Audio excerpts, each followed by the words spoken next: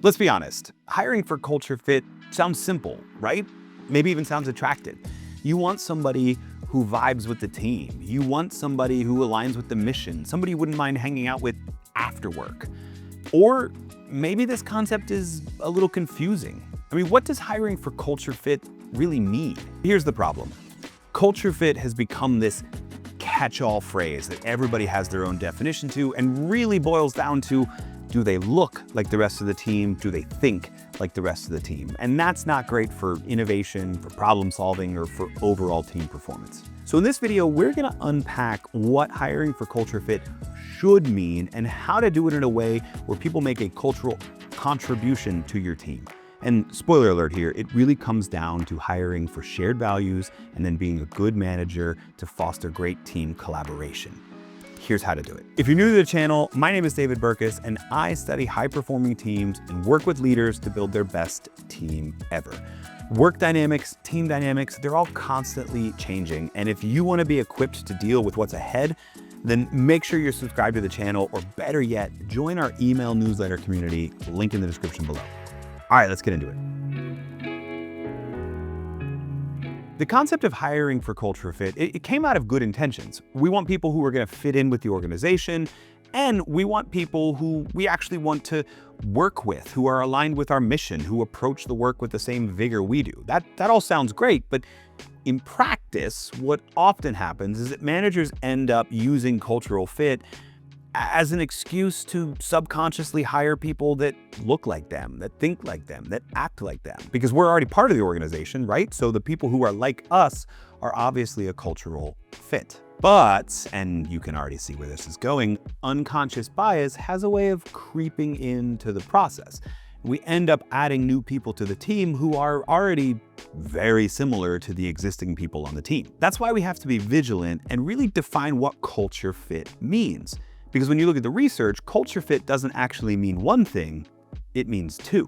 A study from the Berkeley Culture Center reveals that culture fit encompasses more than just shared values or similar attributes. They identified two distinct components of culture fit. Value congruence, the alignment between an employee's personal values and the organization's values, and perceptual congruence, an employee's ability to accurately perceive and adapt to the organization's cultural norms and behaviors. Value congruence influences decisions like whether or not an employee wants to stay or to leave, whether or not they feel like they fit in. And perceptual congruence tends to have the bigger influence on their day-to-day performance. People who can read the room and adjust their behaviors and adapt to the team, they end up having greater performance individually and on the team, at least as measured by monthly bonuses. I think there's an important caveat here too, which is all of this research assumes you actually have a positive culture. If you've got an organization with an incredibly unethical culture, then the last thing you want is a values fit employee. In fact, what most of this research suggests is that there's really two elements to looking at cultural fit, right? You have the values fit, which if they're positive moral values, we want to make sure someone is aligned with. But the perceptual fit is going to be how well they can click with the members of the team and perhaps even influence those members of the team over time. That's how you end up with an employee or a member of the team who is making a cultural contribution to the team by shaping it, moving it, and bringing it closer to what's the most effective version of that team's culture. More on that later. Great, you've hired that new employee for cultural fit, and we're not out of the woods yet. We still need to introduce them to the team, and managers are the bridge between the new hire and the existing team. So you need to build that bridge and you need to maintain it. Influence is most powerful when it comes from the top, and so you, as a leader, need to be demonstrating what that great culture is that you want them to fit into and adapt to. And you'll want to pay attention to your existing employees here as well. Don't ignore them. As a manager, you've worked so hard to find a new person who's a cultural fit. You want to make sure that the rest of the team is crystal clear on what that culture we're trying to shape and maintain is. Have similar conversations with your existing employees. Talk about how that new person is fitting in, but also talk about how they are demonstrating what the positive culture we're working towards is. That way, everyone's in alignment about where we're headed as a team and what we're trying to accomplish. This is crucial. And if you don't do this, you might just spark a culture clash.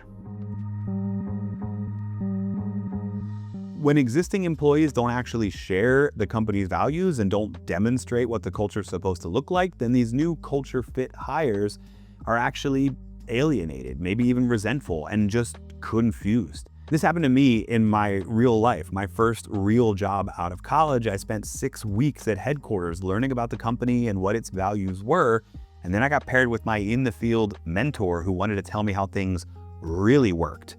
Now, that employee actually got fired a couple years later for some unethical behavior, but even in the moment, I recognized there's a difference here between what people say the culture is and what it appears to be in practice, and which one am I supposed to be a part of? So before rolling out a culture fit hiring strategy, assess your current team.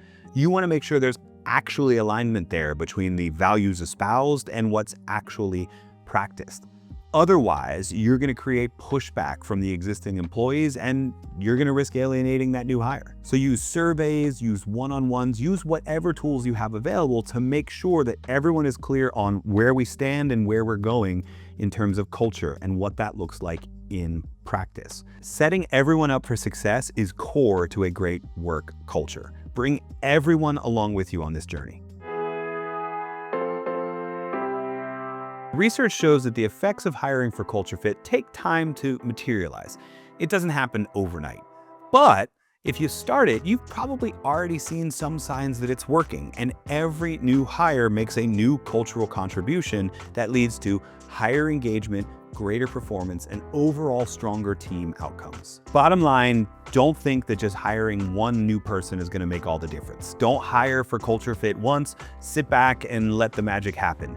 You're the manager, you're in charge of the magic. So check your biases, make sure you're hiring for values fit and also for perceptual fit, but also make sure that you're staying on the entire team for what a great culture looks like. And by the way, if you want more on how to shape that great team culture, you probably want to talk about the reason for the team.